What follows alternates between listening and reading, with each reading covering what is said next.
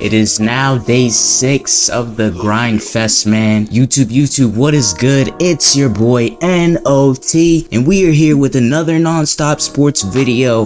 This one is not basketball, it's football, and the title of this video is Meet the Most Hated NFL Player Ever. I don't know nothing about this. I really don't know nothing about the most hated players, the most loved players. I honestly don't know any of that. So we're coming into this with a fresh mind, ready to watch this video. It is 13 minutes. Let's see what this is talking about, man. Let's see who this video is talking about. Probably tomorrow we will start to get into probably try not to laughs or something like that, man. I just want to, kind of expand away from sports because, that's what we've been doing this whole time, is really just talking about sports, mainly basketball and what's going on in the NBA. And I feel like it's about time that we start doing try not to laughs or scary videos, or whatever the case may be. But yeah, man, let's go ahead and hop into this video. 13 minutes long. Make sure you like, comment, subscribe. This video is gonna be coming early. Lately I've been posting videos late, but we are coming with this one pretty early. No hydration today, man. I forgot to get a water. Probably am gonna get a water a little bit probably after this video, but let's go ahead and hop into it. Gotta give him a like, of course, and let's get into this video. Football is known as a gladiator sport, but there's a line that players know they can't cross. And it's a line that one particular player has gone far beyond, way more than others. Meet the most hated player in NFL history, Vontaze Burfict.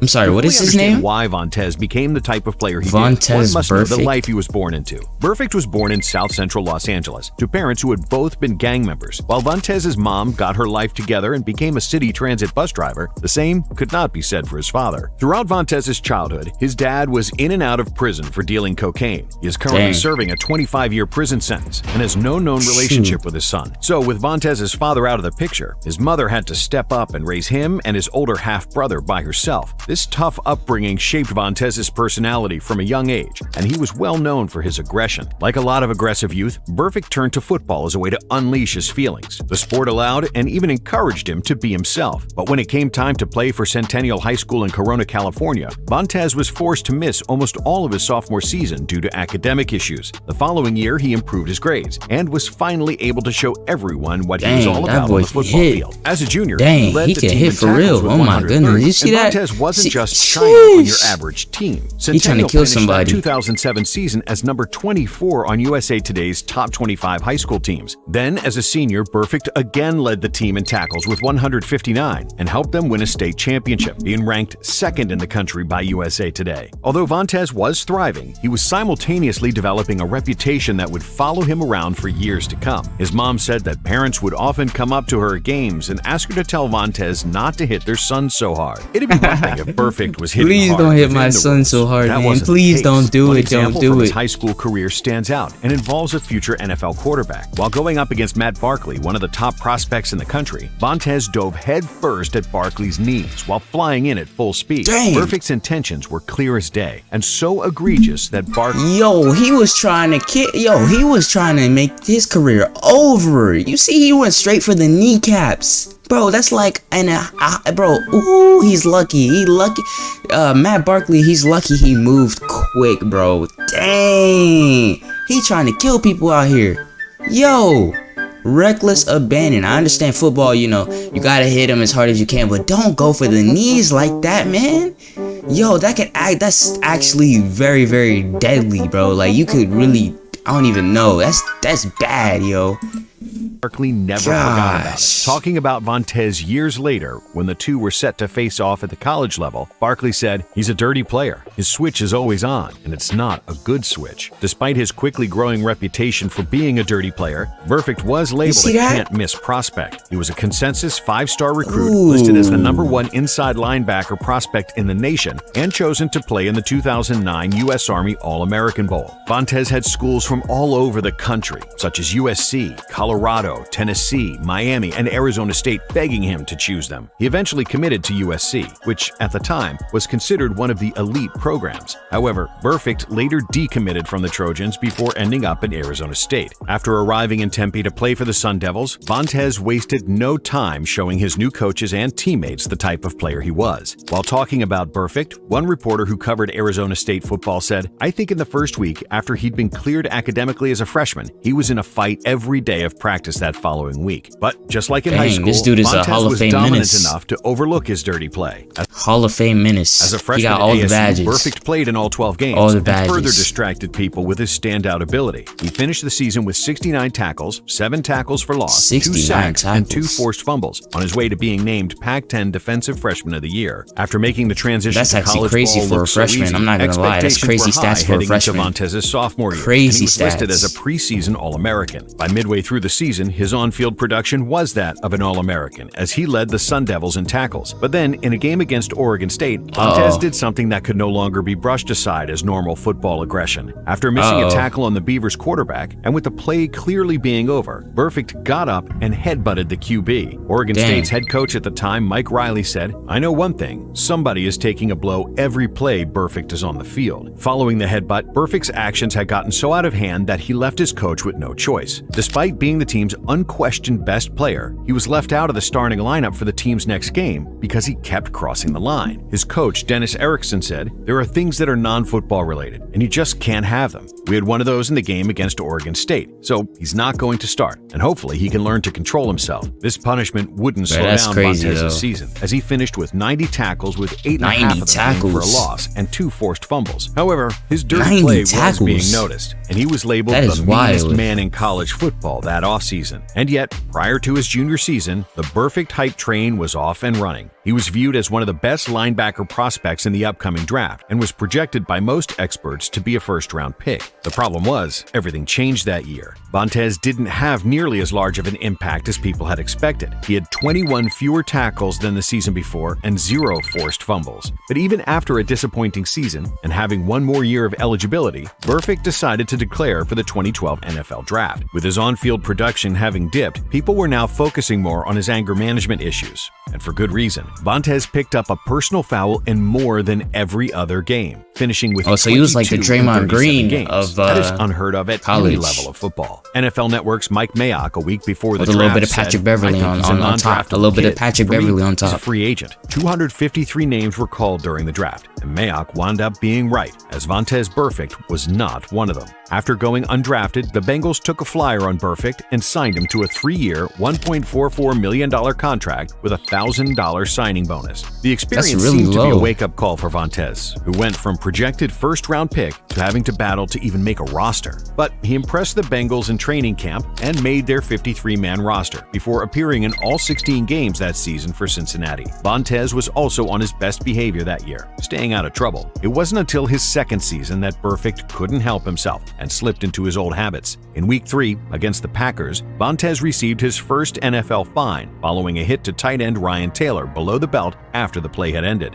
And it didn't take long at all for Vontez to receive his second fine. That came in the same game, when he was flagged for nailing James Jones in the head, who was deemed a defenseless receiver. Then, just 3 games later against the Bills, Burfict was called for 3 different 15-yard penalties, and Vontez wasn't done yet. In Week 8 against the Jets, he was fined again for trying to take the head off wide receiver Stephen Hill. While all of these incidents would have defined the season as a whole for most trying to get players, people paralyzed. For Burfict. Once again, his on-field dominance was there to distract some of the narrative. During that 2013 season, Vontez led the NFL in tackles with 171 and became the first Bengals linebacker this guy is a true menace. What the heck? Then, looking to build on that standout season the following year, a knee injury forced Burfict to only play in 5 games. However, the shortened season didn't stop him from making more headlines. Just not for the right reason. Playing against the Panthers, Vontez was caught maliciously twisting the ankles of Cam Newton and Greg Olsen after the play on 2 separate occasions, so the NFL added to Burfict's growing fines total. That number only got larger during the 2015 season, when Vontez was hit with a $69,454 fine for 2 unnecessary roughness penalties and diving at Ben Roethlisberger's knees all in the same game. And during a Week 17 game that year, Burfict was fined $50,000 for a cheap shot on Ravens tight end Max Williams. Then, in the Bengals' wildcard matchup against the Steelers, events involving Burfict reached a boiling point. With less than 20 seconds to go in the game, that's a pass Antonio clearly Brown sailed over Antonio Brown's head. But Vontaze being Vontaze, he took the moment as an opportunity to blow up Brown. That's when Antonio Brown got knocked out. The refs called a penalty, which ended up costing the Bengals the game and their season. The hit was so brutal that Brown was knocked out of the game with a concussion and kept out of the Steelers' divisional round game the following week. Burfict was suspended for the first 3 games of the next season. By then, Burfict's reputation was inescapable, and he was the undisputed most despised person in Pittsburgh. Being forced to sit out those games and being the reason your team's season ended prematurely should have been another wake-up call for Vontaze. But this time around, it wasn't. During the 2016 season, he was fined $75,000 for stomping on Patriots running back LeGarrette Blount after a play, and $12,154 for giving the middle finger to Bills fans. While some people could try to defend Burfict by saying these occurred during the heat of battle, he's just a Hall of Fame menace. There's no way. Preseason. Chiefs fullback Anthony Sherman was going out for a pass when Vontaze laid him out, despite the ball not even going to Sherman. The play would have been extremely dirty even if it was a regular season or a playoff game. But to do it in the... Bro, this guy is a Hall of Fame menace. You can try to find there's no excuse for all of those unnecessary. He literally knocked out Antonio Brown. No wonder this guy is confused in the head nowadays. It's because of this guy. Dang, bro, this guy is Patrick Beverly times Patrick Beverly on 10, bro. There's no way. And Draymond Green. Was so unheard of and so and Ron Artest that the NFL suspended Burfict for 5 games. The suspension was and eventually Rasheed reduced to 3 games, but Vontaze still didn't learn his lesson. And in Week 7 was fined $12,154 for kicking Steelers fullback Roosevelt Nix. He just Following gonna this keep incident and the wild card game the previous season, everyone was expecting fireworks for Cincinnati's Week 13 matchup with Pittsburgh. After years of Burfict hunting Steelers players, would someone from the black and yellow finally retaliate? In the fourth quarter, with the Steelers trailing, Juju Smith-Schuster decided to make a statement. Burfict's attention was centered on the ball carrier Le'Veon Bell when Juju came across the middle and laid a vicious blindside block on Vontaze. Payback. Juju then Karma. Look at that karma. Visibly dazed and confused. Look at that sweet karma. How he and the entire city of Pittsburgh felt. The play perfectly represented how so many people felt after having watched Vontaze wreak so much havoc outside the rules of the sport. In fact, Juju said, "After that hit, I don't have to pay for anything. When I go to bars, I don't have to pay for drinks or anything. Dang. Yo, we appreciate what you did," and stuff like that. Then, during the 2018 offseason, just when it seemed like Burfict had been punished for it all, they gotta let him go. Another rule. He was suspended 4 games for violating the league's PED policy. What's that? What's the PED policy? And in just his second game back from suspension, Vontaze was fined $112,000. Oh, I got it. Performance enhancement drugs. Okay, I understand. Once the season ended, the Bengals had to think long and hard about whether Burfict's play was good enough to warrant all of the extra issues that came with it. Ultimately, they determined it was not and parted ways with their extremely problematic linebacker. In just 7 total seasons in Cincinnati, Burfict managed to rack up over $4.5 million in fines and forfeited pay. Dang! For context, in his first 2 seasons with the Bengals, he only made $871,000 from his contract. He's got to be in debt. There's no way. Gave Vontaze a second chance, if you can even call it that. And who did it should come as no surprise given their historical reputation. The Oakland Raiders signed Vontaze. This guy lost more money than he made in his years in Cincinnati. Right now, he's in debt because he doesn't know how to control himself. But that Juju Smith-Schuster hit, that's nice right there, man. That's sweet karma, man. I love to see it.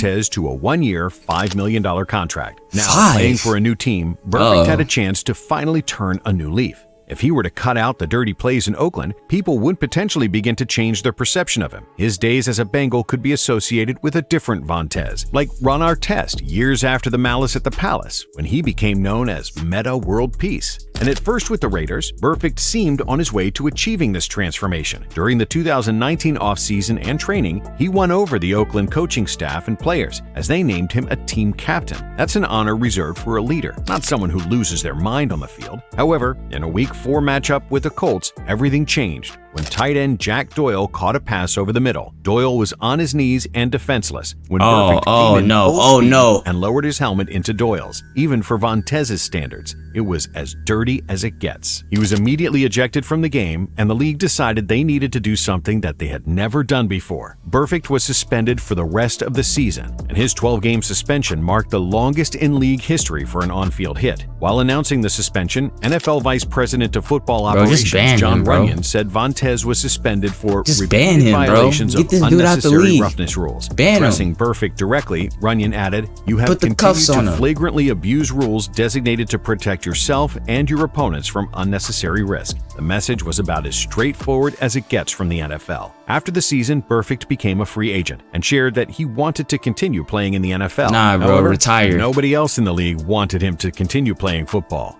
To this day, nobody has signed Vontez, even though he has not declared that he is retired. Vontez Burfict will forever be a part of football lore for all the wrong reasons.